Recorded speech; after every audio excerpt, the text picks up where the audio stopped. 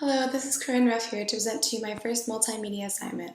This assignment was very important in learning how the nuances of photography, such as angles, colors, lighting, all play into the final presentation of a subject, action, or location. So now I'm going to take you through my project and explain why I chose all of the photos I did. First, I'm going to start with the wide angle and telephoto section. For the wide angle photo, I chose to take a picture of Follinger Hall on the quad because I thought I wanted to use the whole frame of the camera to show context. That way you can see the entire front of the building and have an idea that it's on the quad. In contrast with the telephoto, I zoomed in to show a student that was entering the building, which shows the actual use of the building, which isn't apparent in the wide angle photo because it's so far away. Next, I took two photos to represent action. The first is of a guy running to catch a frisbee on the quad, but he stopped in action and frozen in that time. You can clearly see what he is doing, and I thought it was a good way to show stop action because the frisbee was quite small and it better represented his own action. However, for the second photo, I chose to use blur action to show my dog's movement running.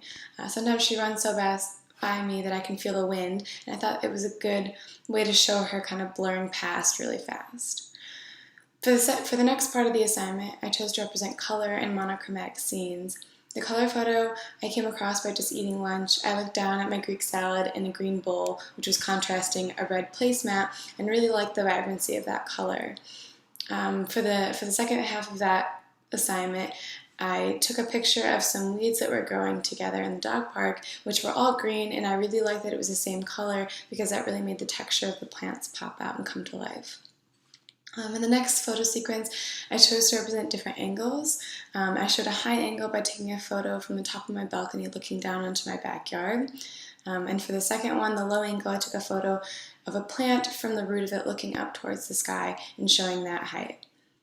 For the next section, which represents different lighting, I chose to capture how my dog looked under the shadows of a tree and then compared with indirect light.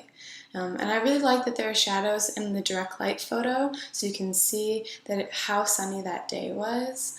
And I also like the patches of light that were falling across the indirect photo and kind of peeking out from the tree leaves and just barely lighting up my dog, so she's just barely visible. In the next section, I came across the idea for a close and super close-up photo when I was sitting on the quad with my feet out, and I was looking down at my purple leather moccasins, and I really liked how the color and texture contrast with the green blades of grass. The first photo represents the contrast really well. You can see both the texture and the color, but in the second photo, which is zoomed in the macro point, you can really see the detail and the material of what my shoe is made of.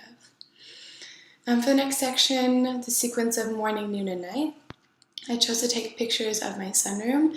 I noticed since I moved in how the different light could really depend on what time of day it was and how much light was coming in. So in the morning, in the afternoon, I don't really need to light the room, but at night suddenly the room becomes very different because you can see the Christmas lights and the outside is entirely black.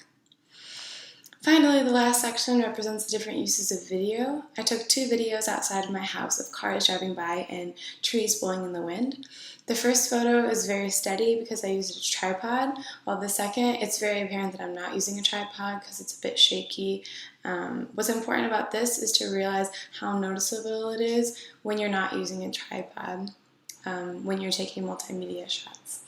Alright, well that's my whole project in a nutshell. Thank you for listening, and again, this was Corinne Ruff showing you my first assignment for my multimedia class.